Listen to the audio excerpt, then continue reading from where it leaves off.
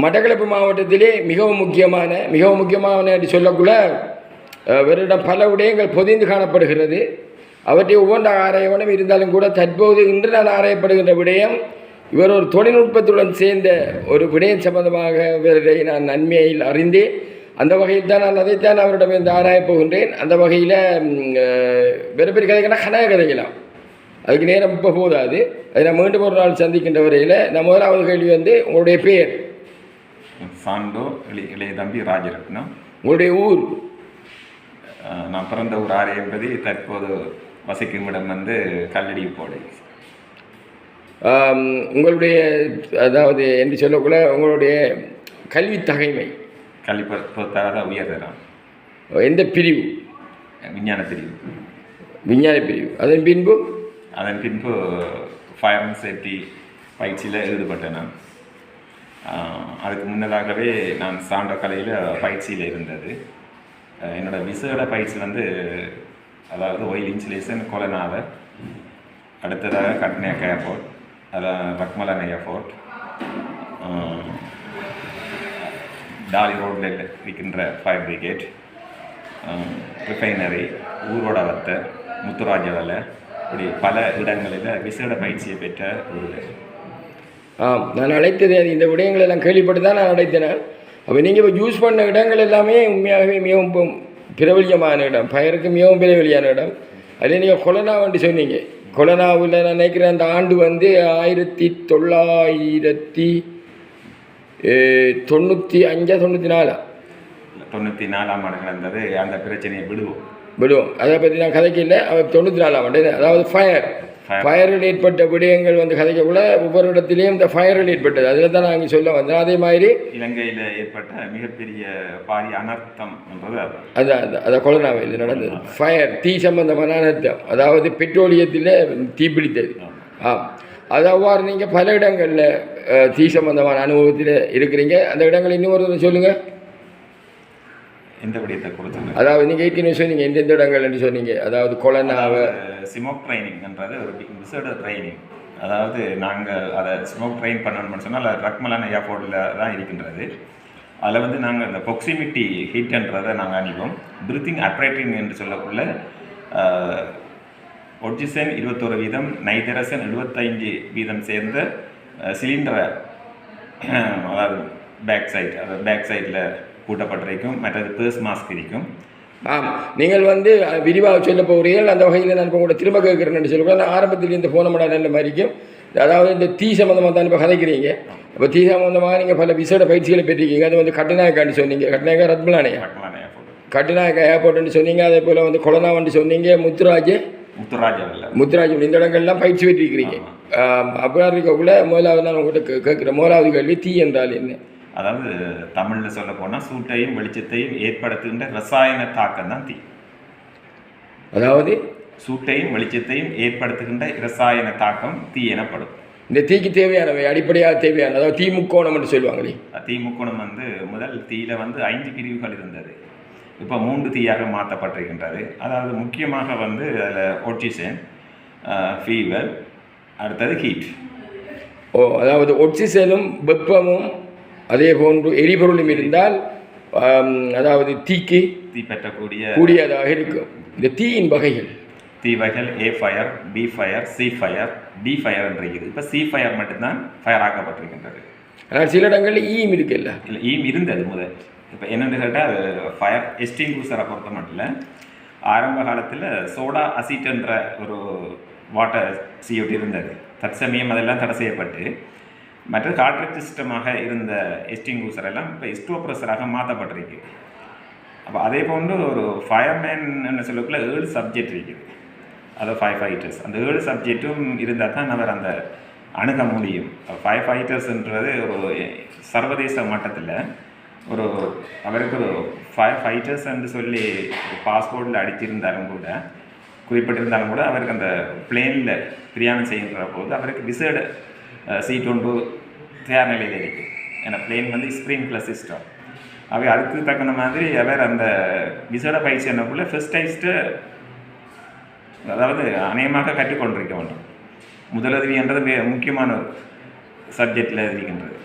மற்றது நாங்கள் ப்ரீத்திங்ன்றது ஒரு நிமிடத்துக்கு அதாவது இவ்வளவு சுவாசிக்கிறோம் வளிமண்டலத்தில் இருந்து அந்த எத்தனை லிட்டர் சுவாசிக்கிறோம்ன்றது பொருத்தமாக இருக்கும். அதில் வளிமண்டலத்தில் இருக்கிற ஆக்சிஜன் வந்து 21% இருக்கிறது. அதில் 16% போதும் தீ பற்றக்கூடிய அவ்வளவுக்கு உங்களுக்கு போதும். ஆகவே எங்கள்கிட்ட ஒரு முக்கியமானது எங்களோட சேஃப்டி ஃபர்ஸ்ட். எந்த வகையிலையும் சேஃப்டி ஃபர்ஸ்ட். இப்போ நாங்கள் ஒரு கட்டிடத்தை அமைப்பதாக இருந்தால் அந்த கட்டிடம் வந்து இப்போ நாங்கள் கொழம்புலேருந்து முடிவெடுக்க வேண்டும். அந்த கட்டிட அமைப்பு அது பொதுவாக அமைக்கிறதா. இப்போ பொதுவாக கூட அந்த தீ வந்து ஏபிசி ஏபிசிடி ஏபிசிடிஇ என்று இருந்தது. இப்போ ஏபிசி என்று சொல்கிறீங்க. அந்த ஏ வகையானது, பி வகையானது, சி வகை, அதை மூன்றையும் சொல்லுங்களேன். என்னென்ன? ஏ ஃபயர்ன்றது இப்போ மரத்தளபாடங்கள், டெக்ஸ்டைல்ஸ், துணி வகைகள், கார்ட்போர்ட், அப்படி பேப்பரெல்லாம் சேர்த்து சென்றால் அது வந்து ஏ ஃபயர். பி ஃபயர்ன்னு சொல்லுறது அதாவது ஆயில் சம்மந்தப்பட்டது. சி ஃபயர்ன்றது ஒரு கேஸ் சம்மந்தப்பட்டது.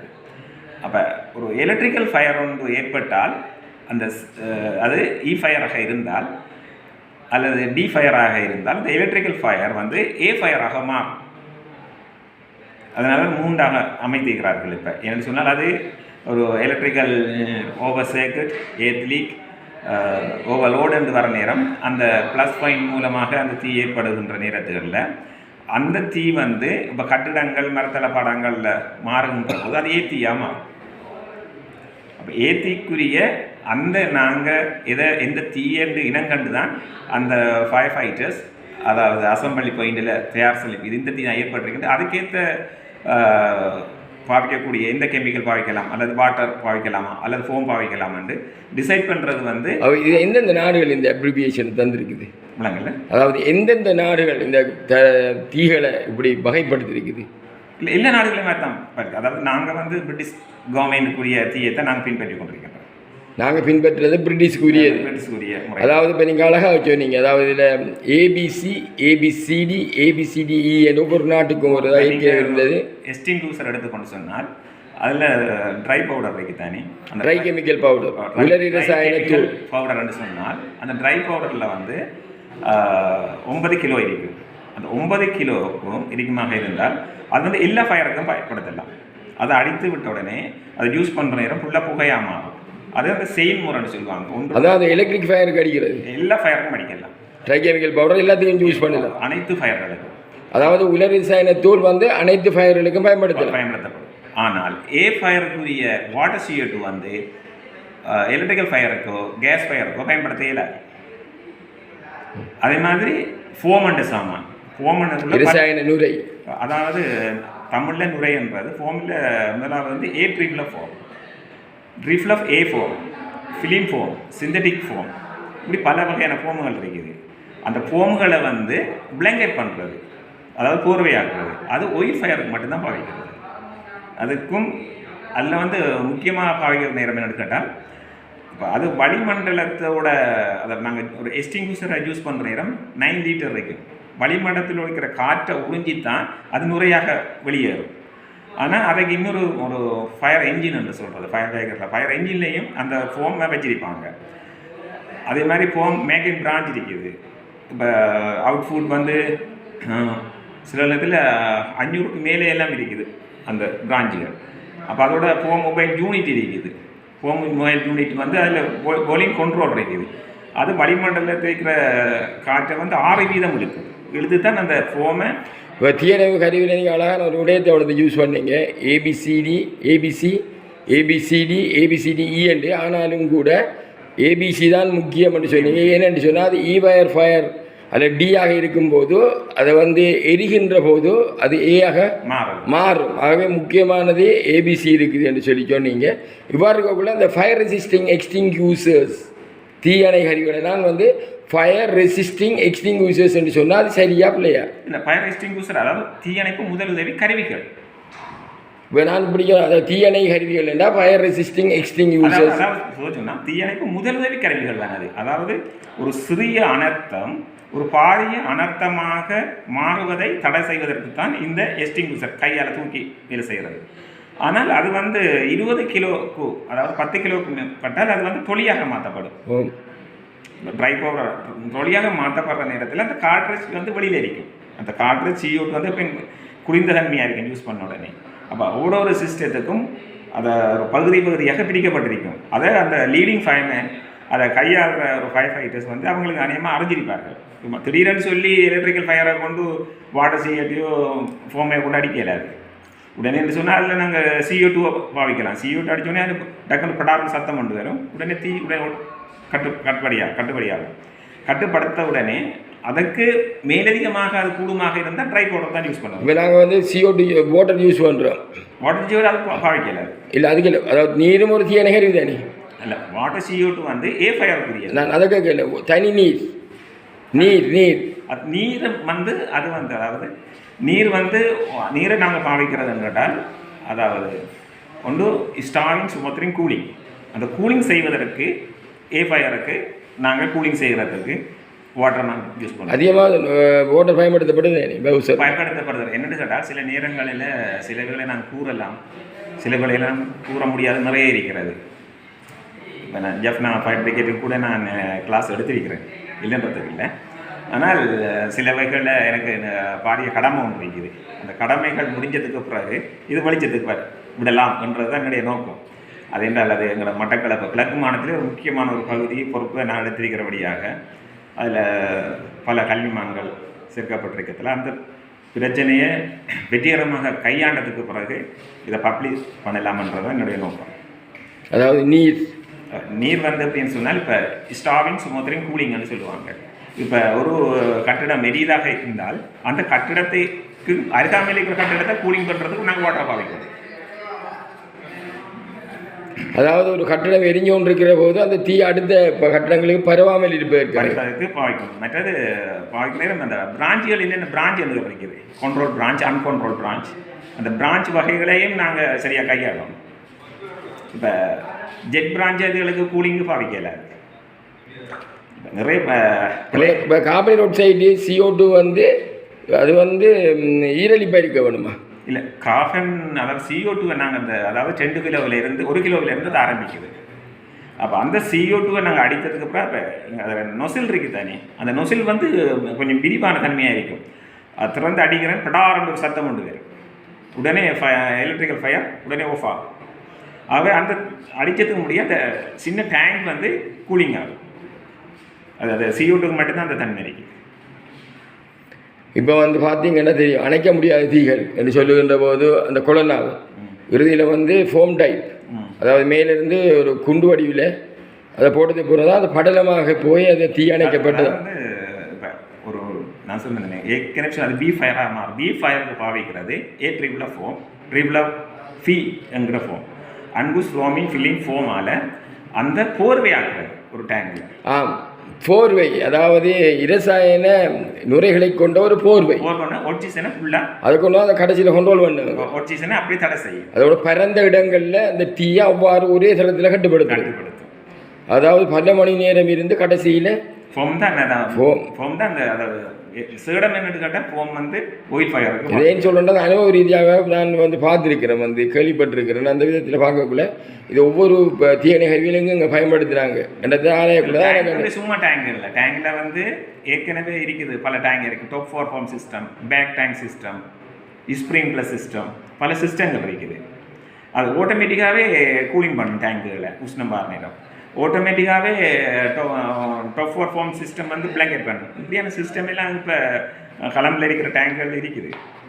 ஆகவே நாங்கள் அதற்கு யோசிக்க வேண்டிய அவசியம் இல்லை. ஏன்னா அட்வான்டேஜ் இப்போ எல்லாமே. இதே தவிர வேறு தீயணை கருவிகள் இருக்குது. தீயணை கருவிகளை பொறுத்த மட்டும் நிறைய இருக்கிறது. அதாவது ஒரு ஃபயர் என்ஜினை பொறுத்த மட்டும் இல்லை, அதில் ஃபோம் மேக்கிங் பிரான்ச் ஒன்று இருக்குது. அதே மாதிரி விசேடமாக அவுட்புட் 1500 இருக்குது. அதே மாதிரி 2500 இருக்குது. அது 1500 கெப்பாசிட்டி.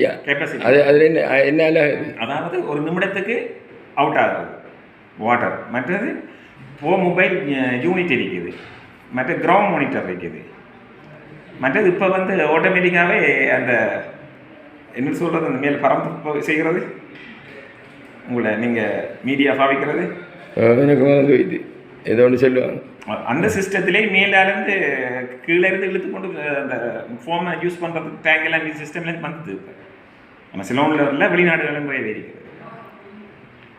இந்த ஃபயர் ஃபட்டி, இந்த தீயணை ஃபயர் ஃபயர் ரெசிஸ்டிங் எக்ஸ்டிங்யூசர்ஸ், தீயை அணைக்கின்ற முறைகள், முதலுதவி பயிற்சி, சேஃப்டி பாதுகாப்பு, இது சம்மந்தமாக நீங்கள் இறுதியாக என்ன கூற போகிறீங்க?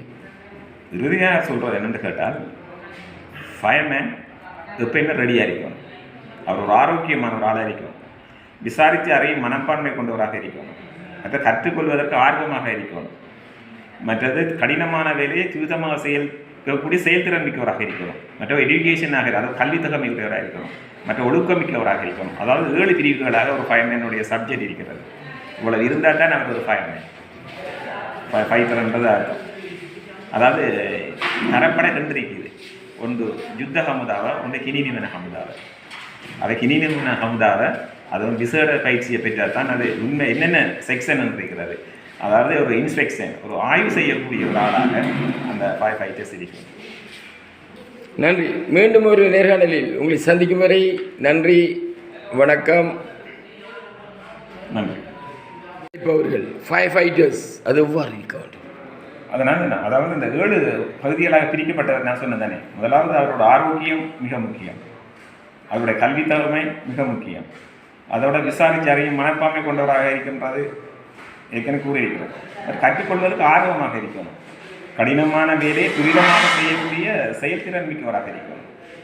மற்றது ஒழுக்கமுடையவராக இருக்கணும். மற்றது அவர் முக்கியமான விஷயம் என்னென்னு கேட்டால், அந்த ஒரு ஐடியமே அது அந்த லொக்கேன்றிய எந்த முறையில் தயாரிக்கலாம் என்ற ஒரு இதை மிகவும் ஆலோசித்து அதை செயல்படுத்தணும். என்னடா தீ ஏற்பட்டதுக்கு பிறகு சமர்ப்பிக்கின்ற ஒரு ஆவணம் தான் அந்த லோக்கேன். அதில் மிச்ச கவனமாக இருக்கிறோம். தீயணை கருவிகளும் என்ன சொல்ல போகிறீங்க? தீயணை கருவிகள் தீயணை கருவிகள் ஒன்று என்னென்னு கேட்டால், நகரப்புறங்களில் பார்த்தீங்கன்னா சில இடங்களில் பிக் பண்ணிப்பாங்க, நிலத்தோட ஹைட்ரன் இருக்குது. அதனால் எங்களோட மட்டக்களப்பு பொறுத்த மட்டும் அது இல்லை. அது நிச்சயமாக எங்களுடைய டவுன் ஏரியாவுக்கு தேவை. அதாவது பிக்ஸ் பண்ண ஹைட்ரன்கள். அப்போ ஹைட்ரன் தொடர்பாக மற்றது ஒரு போர்ட்டபிள் பம்போ 2 போர்ட்டபிள் பம்ப் தேவை. இப்போ அதெல்லாம் இங்கே இல்லை. ஆகவே அவங்கள் என்ன செய்யணும் கேட்டால், அந்த துறையில் இருக்கிறவர்கள் எந்த இடத்துல எந்த வளம் இருக்குது என்றதை ஆய்வு செய்து அந்த வளங்களை அவங்க தேடுதல், கற்றுக்கொள்ளுதல் என்ற முடிவுக்கு அதை சம்பந்தப்பட்டார்கள் செயல்பட்டால் மிகவும் அது ஒரு ஆரோக்கியமாக இருக்கு. கருவியை பார்த்தோம்னா ஒவ்வொன்றுக்கும் கலர் கோட் இருக்குது. ஆமாம். அதாவது காவலி ரோட் சைடு கருப்பு, உலரசாயன தூள் நீலம், அதுபோல் ஃபோம் டைப், அதாவது இரசாயன ஃபோம் மஞ்சள், நிலை இலை மஞ்சள் அல்லது மஞ்சள். இப்போ எல்லாமே என்னென்னு கேட்டால், எல்லாமே அனைத்து எஸ்டிங்யூசர்லையும் ரெட் கலர்லாம் வருது. அது தக்க வந்தேன் நான், ஏன் அது ரெட் கலரில் வருது? அதில் ரெட் கலரில் வந்ததுக்கு பிறகு அவங்களுக்கு ஸ்டிக்கரை கொட்டுறதுக்கு அந்த ஸ்டிக்கரை ஒட்டுவாங்க. அதில் இப்போ வாட்டர் சீவுடனா வாட்டர் சீவுடன் எழுதியிருக்கும். மற்ற அதில் குறிப்பிட்டிருக்கும் அந்த 10 சப்ஜெக்ட் எழுதியிருக்கும். கிளிப்பை கையாளுற முறை. அதான் இந்தியன் டெக்னாலஜி 2016 இல்லாட்டி 2015 எனக்கு கேள்வி ஒன்றில் வந்தது. அப்போ நான் படிப்பிச்சிருந்தேன்னா உள்ள கார்பன் டை ஆக்சைடு கருப்பண்டு. பாடசாலையில் சொல்லியிருந்தவங்க இல்லை எல்லாத்தையும் நேரையும் சிவப்புன்னு பிள்ளைக்கு சிவப்பை போட்டு நான் முடிஞ்சு ஓட்டு வந்தது பிறகு சொன்னேன், இந்த கேள்வி போட பிள்ளை இது கருப்பு தான், காவனி ரோட் சைடு கருப்பண்டு இல்லை, கருப்புல மிளகி சிவப்புல மிளகி. ஆனால் சர்வதேச ரீதியாக ரெட் கலராக மாற்றப்பட்டிருக்கு. சர்வதேச ரீதியாக ஸ்டிக்கர் மட்டும்தான் என்னென்ன, அதாவது சர்வதேச ரீதியாக தீயணை கருவிகள் அனைத்தும் சிவப்பு, ஆனால் ஸ்டிக்கர் காவனி ரோட் சைடுக்கு கருப்பும், அதாவது ட்ரைகமிலிக்கல் பவுடருக்கு நீளமும், ஃபோம் டைப்புக்கு அதாவது இரசாயன நுரைக்கு மஞ்சள் மூட்டை வேணும்னு சொல்லி. ஆகவே இவைகள் தான் அந்த நிற குறியீடுகள். நிற குறியீடு மட்டுமல்ல, அந்த எஸ்டிங்யூசரில் குறிப்பிட்டிருக்கும் இந்த தீ எனக்கு புரியாது. அவர் ஃபயர் ஃபைட்டர்ஸ் என்று சொல்லக்கூட அந்த ஃபயர் எஸ்டிங்யூசரில் எழுதப்பட்டிருக்கிறது எல்லாம் அவருக்கு ஏற்கனவே அவர் கட்டியிருப்பார். அதனுடைய சேஃப்டி கிளிப்பை பற்றி அறிஞ்சிருப்பார், அதனுடைய பாரை பற்றி அறிஞ்சிருப்பார். இவ்வளோ பார் அன்று இப்போ 14.5 ஒரு பார். சில நான் சொன்ன சில விஷயங்கள்லாம் சொல்ல முடியாத 14.6 PSI என்ன, அதாவது பவுண்ட் பெர் ஸ்கொயர் இன்ச். சரி, நீங்கள் சொல்கிற சரி, பவுண்ட் பெர் ஸ்கொயர் இன்ச் என்ன சொன்னால் ஒரு சதுரத்தில் தாக்குற கிராத்தல் விஷயம். இப்போ நாங்கள் 1 பார் தண்ணியை ஒரு ஃபயர் என்ஜினில் கொடுத்தா என்ன செய்யும்? 2 பார் தண்ணியை கொடுத்தா என்ன செய்யும்? அப்போ 100 அடிக்கு 5 ராத்தல் ஒரு ப்ரெஷர் பயமாக இருந்தால், அதாவது நாங்கள் அந்த ப்ரெஷர், அதாவது ஃபயர் ஃபைட்டர்ஸில் நம்பர் 2 நம்பர் ஆப்ரேட்டர் ஆகிப்பார். அவர்கிட்ட நிறைய விடயங்கள் அடங்கியிருக்கிறது. நம்பர் 1 வந்து பிரான்ச் மேனாக இருப்பார். நம்பர் 3 வந்து பிரான்ச் மேன் ஹெல்ப்பராக இருப்பார். இப்போ அதை சொல்கிறது ஒரு ஃபயர் என்ஜின் ரிலே சொல்கிறது 3 பேசஸ் பிஹைண்ட் த பம்ப்.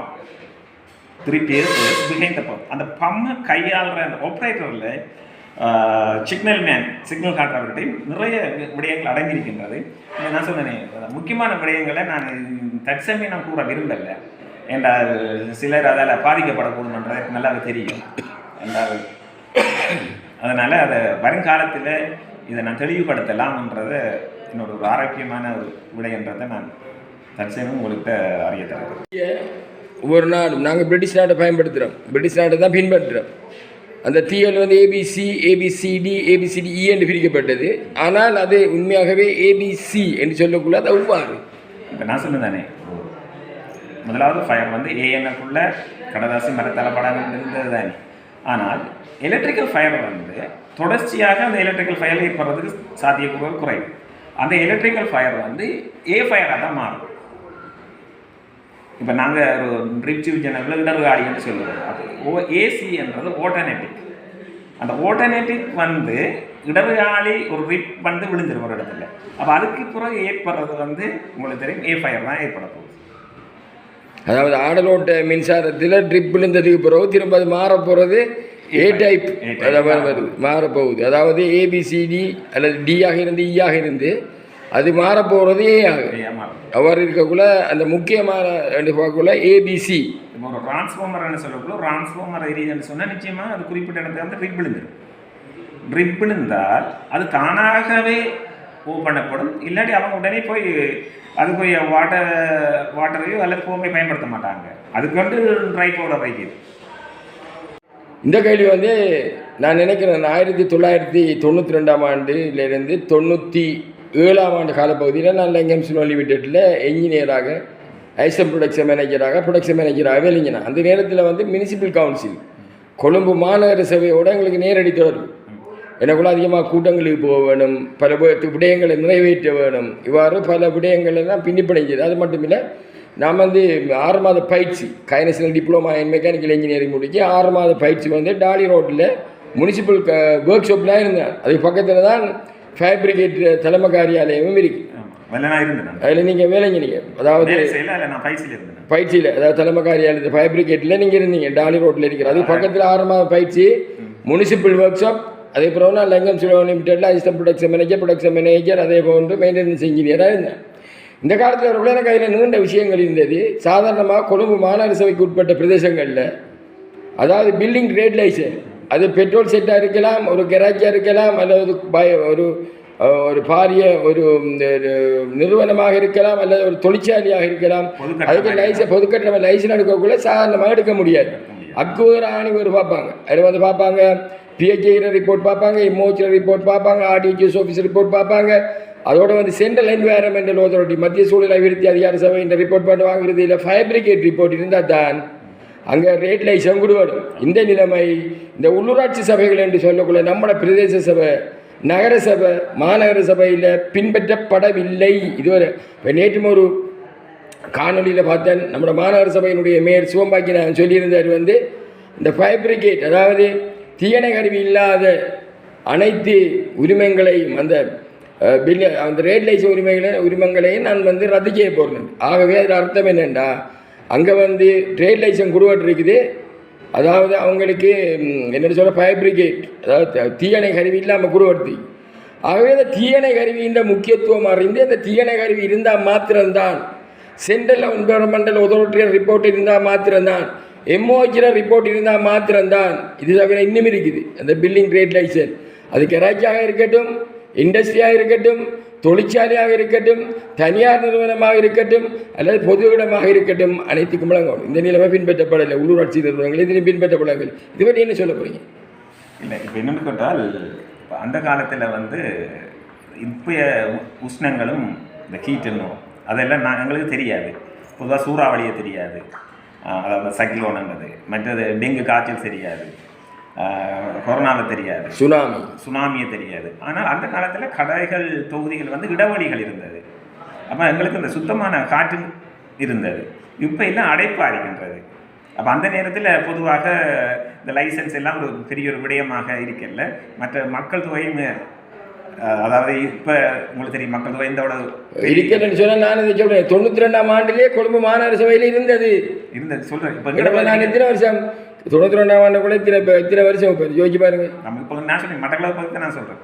அவ இப்போ விரிவாக்கம் அடைஞ்சிருக்கிறதால நெரிசல்கள் ஏற்பட்டிருக்கிறது. அப்போ நெரிசல்களுக்கு கேட்க நேரம் இப்போ யாராக இருந்தாலும் ஒவ்வொரு கடைகளையும் அந்த வேர்ட் நல்ல, அதாவது 92 2002 2012 2022 எத்தனை வருஷம் இருக்கு? இப்போ 92 அதை விடுவோம் இல்லை எத்தனை வருஷம்? 92லேருந்து 40 வருஷத்துக்கு மேலே 40 வருஷத்துக்கு முன்னுக்கு கொழும்பு மாநகர சபையில் இருந்தது. அது நீங்கள் நல்ல ஒரு விட சொன்னீங்க, சன நெரிசல் உண்டு ஒன்று. அங்கே அந்த நேரத்தில் கொழும்புல சன நெரிசல் அதிகம், அதை பின்பற்றினாங்க. ஆனால் இங்கே பின்பற்றப்படலை என்று சொல்கிறீங்க. ஆகவே இவங்க என்ன செய்யணும்? உண்மையாக இப்போ செய்ய வேண்டியது என்னென்னு கேட்டால், மட்டக்களப்பு மாநகர எல்லை இருக்குது தானே, அதாவது டவுன் ஏரியா இருக்குது தானே, அதுலேயும் அந்த கடத்தொகுதிகள் இருக்குது தானே, அதை சுற்றி வர ஹைட்ரன் என்று சாமான் இருக்கின்றது. அதாவது அதுக்கு வாட்டரை எங்கே எடுக்கலாம் என்றதை ஸ்டாக் பண்ணி அந்த ஹைட்ரனில் வந்து ப்ரெஷர் கூடி, அதாவது அவுட்ஃபுட், அதாவது 750க்கு மேலுள்ள வாட்டர் எடுக்கக்கூடிய ஆட்டோமேட்டிக்காக எடுக்கக்கூடிய இதை மாநகர சபை அந்த இடங்களுக்கு எந்தெந்த இடங்களில் அந்த ஹைட்ரனை உருவாக்கலாம் என்று அந்த கடத்தொகுதிகளை பொறுத்த மட்டும் அந்த பதிவான கட்டிடங்களை பொதுவாக உயர்த்த பார்க்கும். வேறு முக்கியம் வந்து பதிந்த கட்டிடங்கள். மற்றது இப்பையும் ஒரு என்ட்ரன்சி வந்து மிகவும் அவதானமாக கையாள வேண்டியது. ஒரு அனர்த்தம் இப்போ அந்த என்ட்ரன்ஸால் அந்த ஒரு 5 ஃபைட்டர்ஸ் போகிறோன்னு சொன்னால் எந்த என்ட்ரன்ஸால் போகிறது? Entrance and exit. எக்ஸிட் அது எக்ஸிட்டால் எப்படி அவர் ஏறுவார்? அப்போ அந்த அதை விளங்கப்படுத்துவோம். ஒரு இப்படி உள்ளே வந்து இப்படி வெளியே போவார் தெரியணும். மற்ற அந்த சொல்லுவாங்க ஏணியை பொறுத்த மட்டும் சொல்லுவாங்க top of the ladder, heels of the லேடர்னு சொல்லி அந்த ஸ்டெப்பில் அந்த ஏணியில் ஒரு ட்ரில் இருக்கு.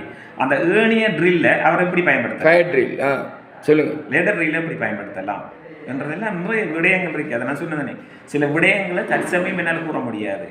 அவை நீங்கள் சொல்கிற விடயம் கல்முனை மாநகர சபை மாத்திரமல்ல, கல்முனை அதாவது மட்டக்களப்பு மாநகர சபை மாத்திரமல்ல, அதே போன்று கல்முனை, அக்கரைப்பத்து, மண்முனை தென்னெறிவு பற்றி, போரதிவு பற்றி அனைத்து உள்ளூராட்சி நிறுவனங்கள் உள்ள இடங்களிலும் இவை பின்பற்றப்பட வேண்டும். அதோட முக்கியமாக வந்து மட்டக்களப்பை பொறுத்த மட்டும் ஈஸ்டர்ன் ப்ராவின்ஸில் முதல் உருவாக்கப்பட்டது தான் இந்த ஃபயர் பிரிகேட்.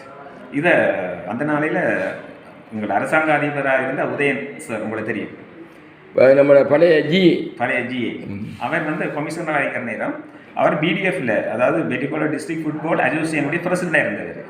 நான் நல்ல ஒரு மெம்பராக இருந்தேன். அதாவது அவங்களோட கமிட்டி மெம்பராக இருந்தேன். நேரம் நான் சிவானந்தா ஸ்போர்ட்ஸ் பிரசிடண்டாக இருக்கிற நேரம் அவர்கிட்ட நான் ஒரு சின்ன ஒரு காதில் சொல்லி வச்சேன், உங்களோட காலத்தில் அழியா சொத்தாக ஒரு ஃபயர் பிரிகேட்டை உருவாக்குங்க, பின்னுக்கு நான் இருக்கிறேன்னு சொல்லாதாங்க, எல்லா ஏற்பாடெல்லாம் உங்களுக்கு செஞ்சு தரணும்னு சொல்லி. அவர் ஒரு பழைய ஃபயர் இன்ஜின் தான் வாங்கினது. நிறைய அவர் வந்து நிறைய சேவை செஞ்சிருக்கிறார். மேலே அது வெளிவரலை, வலக்கை செய்ததும் இடக்கைக்கு தெரியாது. அவை அந்த அளவுக்கு அந்த உதயன் சார் கொண்டு வந்தது தான் இந்த ஃபயர் பிரிகேட். ஆனால் பின்னால் இருந்தேன் நான் என்னென்னு கேட்டால், என்ற அந்த பயிற்சிகளை நான் வெளியே சொல்லுவது தனக்கு தானே மகுடம் சூட்டுற மாதிரி இருக்கும். அந்த மகுடம் எனக்கு தேவையில்லை, ஏன்டா ஏற்கனவே எனக்கு ஒரு மகுடம் இருக்குது. அதுவே அந்த சாண்டோ, அதாவது உலக சாதனை படைத்த இரும்பு இளவரசன் என்ற ஒரு சாண்டோ, உலக சாதனை படைத்த இரும்பு இளவரசன் சாண்டோ, இரும்பு இளவரசன் சாண்டோ இ ராஜரத்னம், சாண்டோ இ ராஜரத்னம் என்கின்றது இருக்கு உங்களுக்கு. அதனால் அந்த பேரை நான் கலங்கப்படுத்தவில்லை. உண்மையிலே அந்த ஃபயர் பிரிகேட் உருவாகினதுக்கு முக்கிய காரணம் முன்னாள் கமிஷனர், அதாவது அரசாங்க அதிபராக இருந்த உதயன் சாரும். அதுக்கு அடித்தளம் விட்டு கொடுத்தது இந்த அடியன் தான். இல்லாட்டி உண்மையிலே அவரை நான் மேலே. ஆகவே வருமுன் காப்போம் என்று கூறுற மாதிரி ஒன்று வந்ததுக்கு பிறகு சிந்திக்காம, ஒன்று ஏற்பட்டதுக்கு பிறகு ஃபயர் பிரிகேட் இருந்திக்கா இல்லையா, ஃபயர் பிரிகேட் இனி தான் போடணும் வைக்கணும் சொல்லாமல் அதை வைக்கிறது ஒரு முக்கியம். தீயணை கருவியில் இருப்பது முக்கியம். ஃபயர் ரெசிஸ்டன்ட் எக்ஸ்டிங்விஷர்ஸ்ங்கிறது முக்கியமானது. அது வந்து நீராக இருக்கலாம், மணலாக இருக்கலாம், காவடி ரோட் சைட்டாக இருக்கலாம், உலர் ரசாயன தூளாக இருக்கலாம், அல்லது இராசாயன நுரையாக இருக்கலாம். அந்த வகையிலே நீங்கள் அருமையான வார்த்தையை சொன்னீங்க. மட்டக்களப்பு கிழக்கு மாகாணத்திலே முதலாவதாக இந்த தீயணை கருவி என்பது மட்டக்களப்பு மாவட்டத்தில் உருவாக்கப்பட்டது.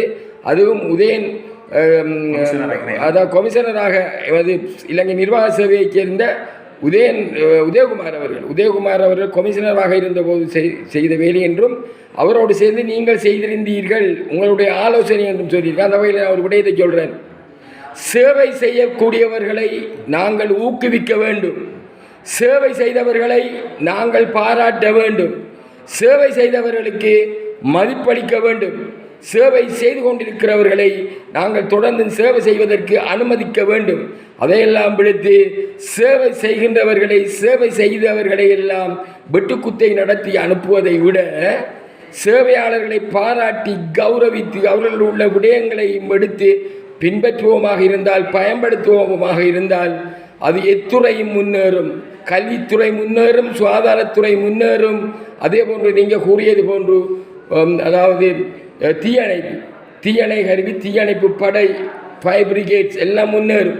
அந்த வகையிலே மட்டக்களப்பு மாநகர மேயரே சிவம் பாக்கியநாதன் அவர்களே, அதே போன்று உள்ளூராட்சி மன்றங்களுடைய தவிசாளர்களே, அதே போன்று செயலாளர்களே அனைவரும் ஒன்றாக கூடி ஒன்றாக பேசி உங்களுக்கோ இவற்றுக்குரிய ஆலோசனையை உங்களை வழிநடத்துகின்ற உங்கள் மேலதிகாரிகளுக்கு தெரியாவிட்டாலும் கூட இதை நன்கு அறிந்து, அதாவது உலக சாண்டோ இளவரசன் என்று மாத்திரம்தான் நான் நினைத்திருந்தேன். அதாவது டிராக்டர் பட்டியை இழுத்தது, ட்ரெயின் பட்டியை இழுத்தது, உடலுக்கு மேலால் பல உளவியந்திரங்களை ஏற்றியது என்பது மாத்திரம்தான் தெரியும். இவ்வளவு விஷயம் உங்களில் பொக்கிஷம் பொதிந்து கிடக்கின்றது, நன்றாக பொதிந்து கிடக்கின்றது.